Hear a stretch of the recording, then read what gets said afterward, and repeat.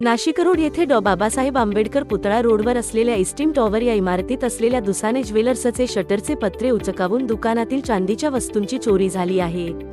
दुकान मालक कालिदास गजानन दुसाने यांनी पोलीस फिर्यादीत 1 लाख रुपये किमतीचे चांदीचे दागिने चोरी गेल्याचे सांगितले आहे। मुख्य बस स्टँड आणि रेल्वे स्टेशनला जाणाऱ्या या रस्त्यावर कायम वर्दळ असते। सोन्याचे भाव गगनाला भिडलेले असताना सामान्य माणसाला सोने घेणे कठीण झालेले आहे। त्यात चेन्स स्नेचिंग आणि अशा प्रकारच्या चोऱ्यांमध्ये मोठ्या प्रमाणावर वाढ होताना दिसत आहे। मोठ्या प्रमाणावर बेरोजगारी आणि नशेचे प्रमाण तर याकरता कारणीभूत नसेल किंवा पोलिसांचा वचक आता कमी झालेला आहे। पोलिसांनी प्रत्येक एरियामध्ये कॉम्बिंग ऑपरेशन करत गुन्हेगारांना हद्दपार करणे गरजेचे आहे। नागरिकांबरोबर संवाद वाढवून खबऱ्यांची संख्या वाढवून गुन्हेगारांना वेळीच जेरबंद करणे खूप गरजेचे झालेले आहे।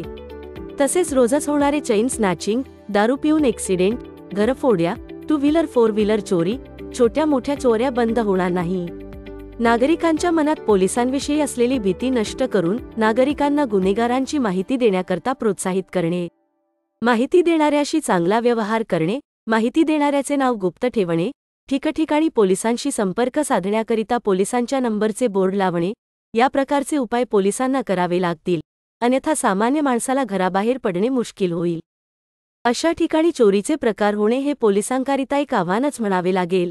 लवकरात लवकर या चोरीचा छडा लावण्यात येईल असे पोलिसांनी सांगितले। भरवस्तीत दरोडे, प्रत्येक आठवड्यात खून, रोजच छोट्या मोठ्या चोऱ्या यामुळे सामान्य जनता जेरीस आली आहे।